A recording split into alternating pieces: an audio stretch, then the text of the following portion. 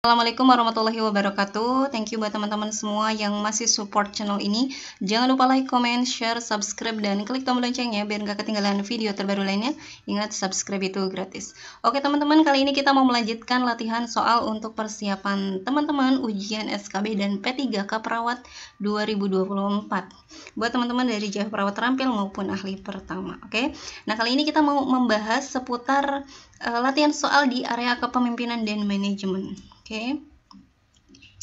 Nah, ini kalau teman-teman buka di buku standar profesi, teman-teman akan menemukan poin ini ya. Dimana kalau kita simpulkan bahwa area kepemimpinan dan manajemen ini yang dipelajari itu seputar ini teman-teman.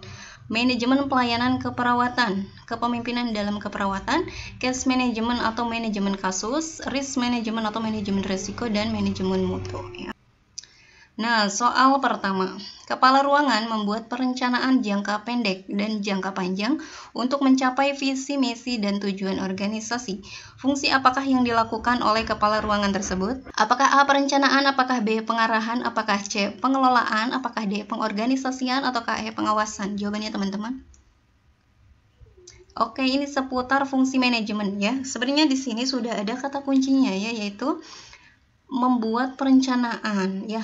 Membuat perencanaan, maka termasuk ke dalam fungsi manajemen yaitu perencanaan. Oke. Nah, kita jelaskan di sini tadi jawabannya A ya, bahwa fungsi manajemen menurut para ahli itu banyak sekali, tetapi lebih banyak digunakan itu yaitu seputar planning, organizing, actuating, dan controlling ya. Planning itu seputar perencanaan, biasanya direncanakan seputar tujuannya, kemudian visi misinya seperti apa, yaitu perencanaan. Kemudian ada organizing, seperti kita menyusun organisasi ya, pasti kita butuh orang-orang, di mana orang-orang tersebut apakah memiliki kompetensi atau enggak gitu ya. Nah, itu kualifikasinya juga dipertimbangkan. Kemudian jumlahnya berapa orang dipertimbangkan di situ. Kemudian juga bagaimana cara merekrut ataupun menggait orang-orang tersebut ya, ditempatkannya di mana, kemudian job desk-nya seperti apa. Nah, itu masuk ke dalam organizing. Kemudian ada actuating. Actuating itu pengarahan ya. Nah, pengarahan itu sama evaluasi berbeda ya. Kalau pengarahan itu dilakukannya pada saat program itu masih berjalan. Tapi kalau evaluasi itu dilaksanakan pada saat program telah berakhir ya. Nah, untuk pengarahan biasanya isinya terkait dengan supervisi, terkait dengan bimbingan ya. Jadi ada bimbingan di situ, ada pengarahan harus seperti apa, ada delegasi tugas mungkin ya. Nah, itu di actuating. Kemudian ada controlling itu atau pengawasan itu, manajer nanti akan mengawasi apakah proses itu berjalan sesuai rencana atau enggak. Nanti terakhirnya tentu ditutup dengan evaluasi. Apakah program yang telah dijalankan itu sesuai dengan tujuan atau tidak. Nah, itu namanya fungsi manajemen. Oke.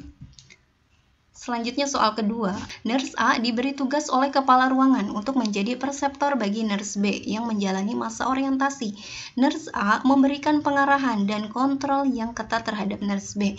Nurse A tidak mengizinkan nurse B melakukan tindakan keperawatan kepada pasien tanpa didampingi oleh nurse A. Apakah gaya kepemimpinan nurse A tersebut? Apakah A. autokratik? Apakah B. demokratik? Apakah C. laissez-faire? Apakah D. transaksional? Ataukah E. transformasional? Jawabannya teman-teman. Oke, ini seputar gaya kepemimpinan yang diaplikasikan oleh perawat ya.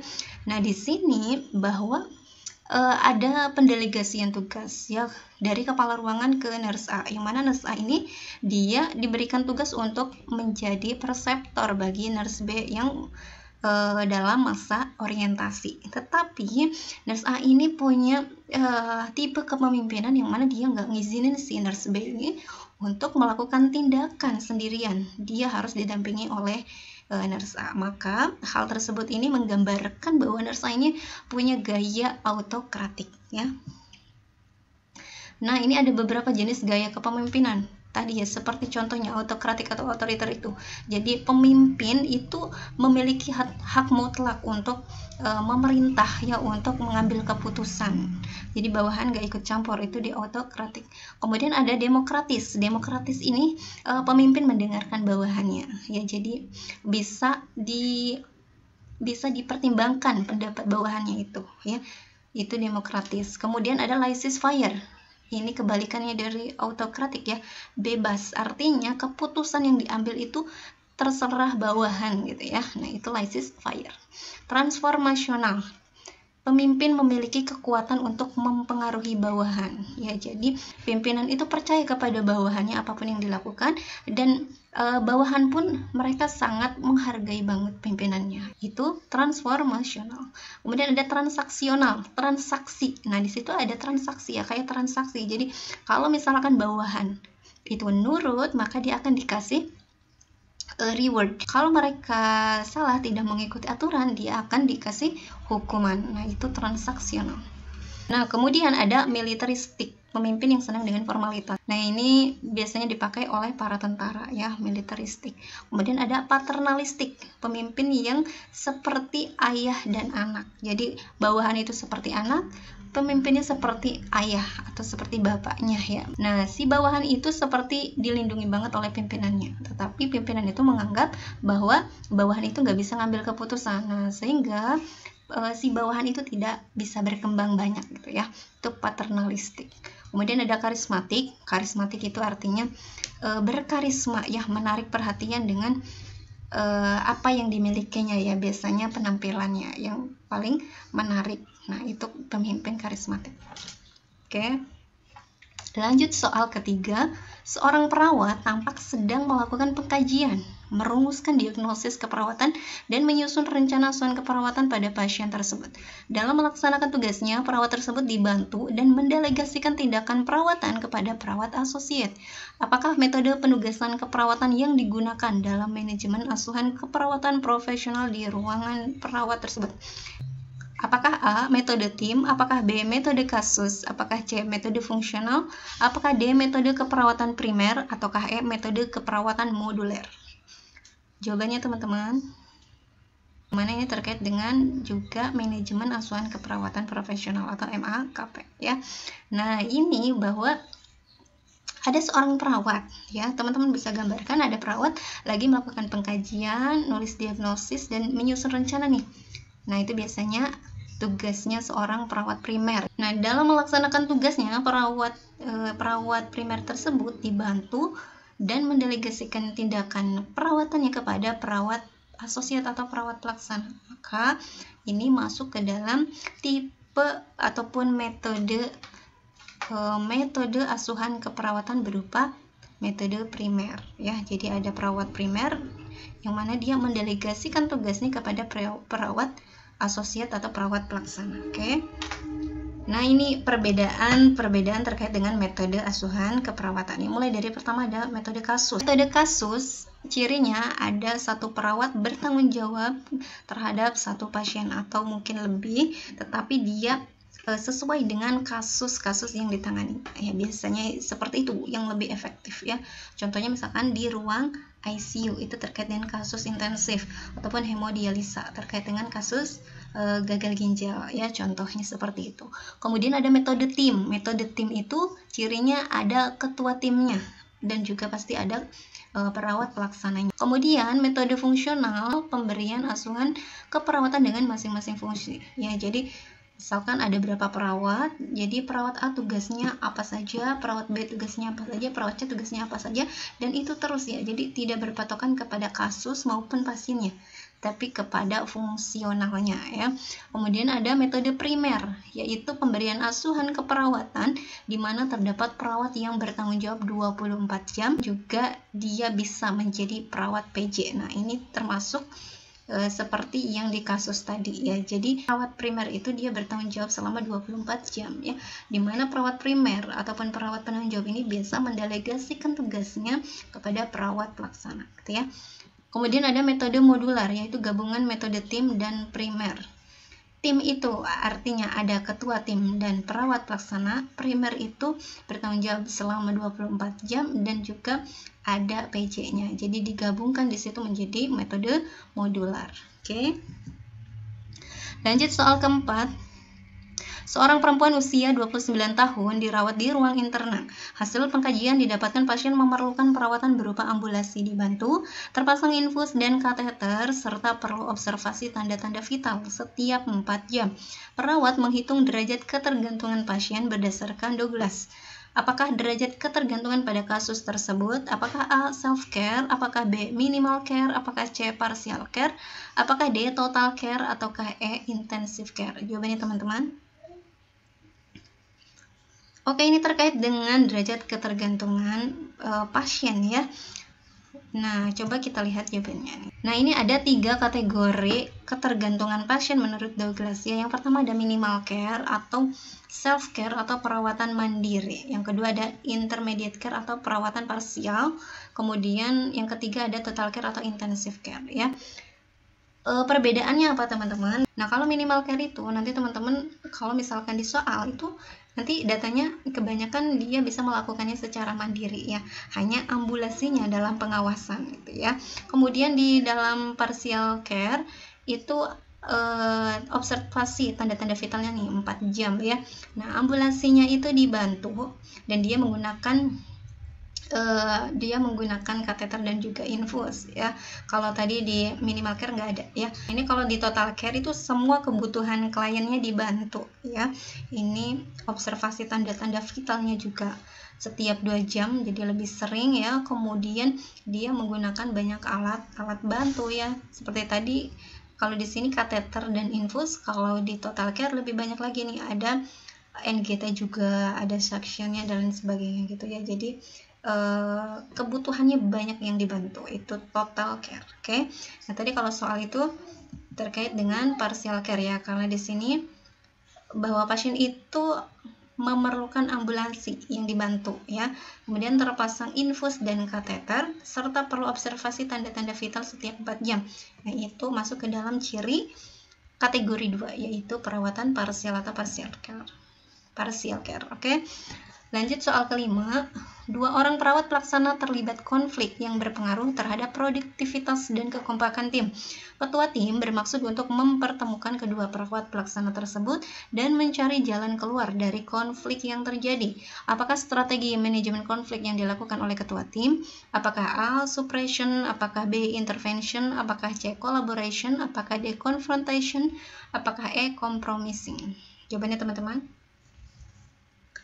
Oke, ini terkait dengan strategi manajemen konflik. Jadi biasanya untuk manajemen konflik itu ada 2 belah pihak yang sedang berkonflik, lalu bagaimana strategi agar konflik itu bisa terselesaikan ya. Nah, caranya seperti apa?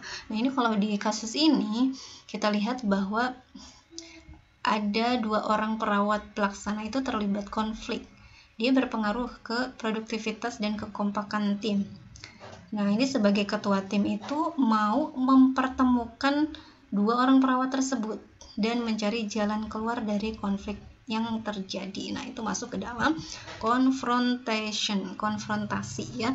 Dimana kalau konfrontasi itu, kalau kita bayangkan itu ada 2 pihak, kita temukan 2 pihak tersebut untuk berdiskusi, berdebat. Nah, nanti ujung-ujungnya itu akan mendapatkan kesepakatan. Nah, itu namanya konfrontasi ya. Kemudian selain konfrontasi itu ada lagi yang namanya kompetisi. Kompetisi itu atau persaingan itu biasanya kaitannya seperti lomba ya. Pasti ada yang menang, ada yang kalah. Kemudian ada kompromi atau negosiasi, dua-duanya rugi. Jadi yang satu nggak bisa memperoleh yang maksimal, yang satunya juga nggak bisa memperoleh yang maksimal juga. Itu kompromi atau negosiasi. Kemudian yang ketiga ada menghindari atau avoidance. Dia tidak berusaha untuk mengatasi konflik tersebut, tetapi lebih memilih untuk pergi, itu menghindar ya. Kemudian yang keempat ada akomodasi. Kamu dan teman kamu itu sedang berkonflik, di mana kamu mempersilahkan rekan kamu ini untuk memenangkan pendapatnya, memenangkan keinginannya. Nah, itu termasuk dalam kamu sudah penyelesaian konflik secara akomodasi ya.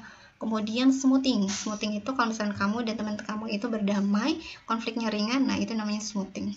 Kemudian ada kolaborasi, kerjasama. Nah, misalkan kamu sama rekan kamu itu berunding, bekerja sama. Jadi semuanya dapat menang dua-duanya ya, karena misalkan kamu punya rencana A sampai Z, kan kamu punya rencana A sampai Z juga digabungkan dan bisa dilaksanakan bareng-bareng. Nah, itu kolaborasi namanya. Ini terkait dengan strategi manajemen konflik. Oke, soal ke-6, perawat akan memberikan antibiotik kepada pasien. Saat obat akan diberikan, pasien dalam kondisi tidur. Keluarga menjelaskan pasien baru saja tidur. Apakah tindakan perawat selanjutnya? Apakah A. menunda pemberian obat? Apakah B. membangunkan pasien dengan paksa? Apakah C. mengkoordinasikan kepada kepala ruang? Apakah D. meminta keluarga membangunkan pasien? Ataukah E. melaporkan kepada dokter penanggung jawab pasien? Jawabannya teman-teman. Nah, ini jawabannya yang D ya, meminta keluarga membangunkan pasien ya. Menunda pemberian obat. Nah, ini teman-teman lihat di sini bahwa yang dikasih itu obatnya antibiotik ya. Antibiotik kita tahu kalau misalkan terlambat dalam pemberiannya, maka hal tersebut dapat merangsang yang namanya kekebalan terhadap antibiotik tersebut ya di lain harinya. Nah, maka alangkah lebih baiknya kita nggak menundanya gitu ya. Membangun pasien dengan paksa itu kurang beretika ya, jadi kita nggak pilih itu. Kemudian mengkoordinasikan kepada kepala ruang, ini boleh, tetapi mungkin bukan yang pertama ya yang harus dilakukan. Meminta keluarga membangunkan pasien, nah ini lebih bijak gitu ya. Jadi kita bisa berkolaborasi dengan keluarga untuk membantu proses penyembuhan pasien dengan cara keluarga itu dikasih pengertian agar pasiennya ini meminum obat secara teratur ya, walaupun dia baru saja tidur ya. Kemudian melaporkan kepada dokter penanggung jawab pasien, melaporkan kepada kepala ruangan ya, dan juga dokter penanggung jawab itu kalau susah banget untuk dilakukan pemberian obatnya. Kalau masih bisa diajak berkoordinasi, berkolaborasi dengan keluarga dan ke pasiennya, itu tidak usah melaporkan ya, karena itu kewajiban, oke, dan tanggung jawab kita. Oke, nah ini ya, pemberian antibiotik harus tepat waktu, tidak boleh terlalu awal ataupun terlambat. Selain itu, perawat harus mengidentifikasi pasien minimal 2 aspek, yaitu nama pasien dan nomor rekam medis, atau nama pasien dan tanggal lahir. Perawat dapat berkolaborasi dengan keluarga dalam perawatan pasien. Oke, selanjutnya soal ke-7, perawat akan melakukan pemberian obat amoxicillin kepada pasien.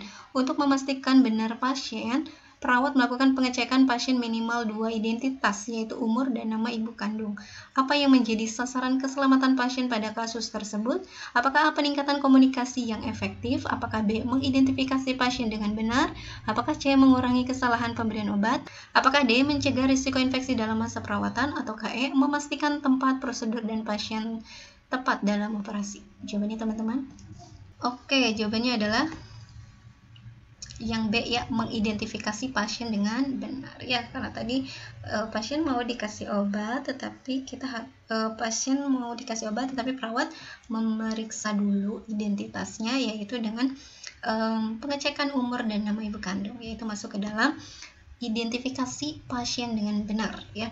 Nah, sasaran keselamatan pasien nasional itu terdiri dari 6 ya. Yang pertama ada mengidentifikasi pasien dengan benar, jangan sampai salah pasien. Kemudian meningkatkan komunikasi yang efektif, ini bisa dengan komunikasi sebar dan tebak ya. Kemudian yang ketiga, meningkatkan keamanan obat-obatan yang harus diwaspadai. Jadi kita harus menandakan obat-obat yang high alert contohnya ya, yang punya nama yang sama, bentuk yang sama, atau dosis yang sama, itu harus ditandai. Itu meningkatkan keamanan obat-obatan. Kemudian yang keempat ada memastikan lokasi pembedahan yang benar, proses yang benar pembedahan pada pasien yang benar. Ini saat ini berhubungan dengan operasi ya. Mengurangi risiko infeksi akibat perawatan kesehatan, mengurangi risiko cedera pada pasien akibat terjatuh. Nah, itu sasaran keselamatan pasien. Jadi untuk kasus di atas tadi terkait dengan mengidentifikasi pasien dengan benar. Oke. Lanjut soal ke-8. Tuan A usia 59 tahun dengan diabetes mellitus. Perawat mendapatkan laporan dari keluarga bahwa pasien sempat jatuh saat dibantu keluarga turun dari tempat tidur untuk ke kamar mandi. Keluarga merasa cemas dan menanyakan kondisi pasien. Apakah tindakan yang dilakukan selanjutnya? Apakah A. melakukan asesmen pada pasien? Apakah B. melaporkan pada kepala ruangan? Apakah C. membuat catatan insiden pasien jatuh? Ataukah D. mendiskusikan kondisi pasien dengan dokter? Ataukah E. memberikan pendidikan kesehatan tentang resiko cedera? Jawabannya teman-teman. Nah, ini terkait dengan risk management atau manajemen risiko. Ya, yang mana manajemen risiko ini terkait dengan pasien jatuh ya. Nah, jawabannya adalah yang A, yang melakukan assessment pada pasien. Nah, tindakan awal kalau misalnya kita mendapatkan laporan bahwa si pasien itu jatuh ya, maka kita yang pertama dilakukan adalah mengecek kondisi pasiennya dulu ya. Kita mengkaji kondisi pasiennya dulu di tempat jatuh dan selanjutnya mengevakuasi ke tempat yang aman. Tuh kalau misalkan posisi pasien masih ada di tempat jatuh tersebut ya, kita pindahkan ke tempat yang aman, lakukan pemeriksaan dan tindakan lanjutan. Setelah itu kita bisa melaporkan kepada kepala ruangan dan dokter penanggung jawab pasien ya. Nah, ini penting juga kita membuat laporan kejadian tersebut ya, ini untuk kepentingan investigasi. Barangkali ada sarana prasarana yang kurang memenuhi syarat, maka nanti mungkin bisa menjadi evaluasi ya untuk menghindari resiko jatuh, contohnya seperti itu ya. Jadi ini jawabannya yang pertama dilakukan adalah yang A, yang melakukan assessment pada pasien. Oke teman-teman, cukup sekian, nanti akan kita lanjutkan ke part berikutnya. Tetap semangat. Assalamualaikum warahmatullahi wabarakatuh.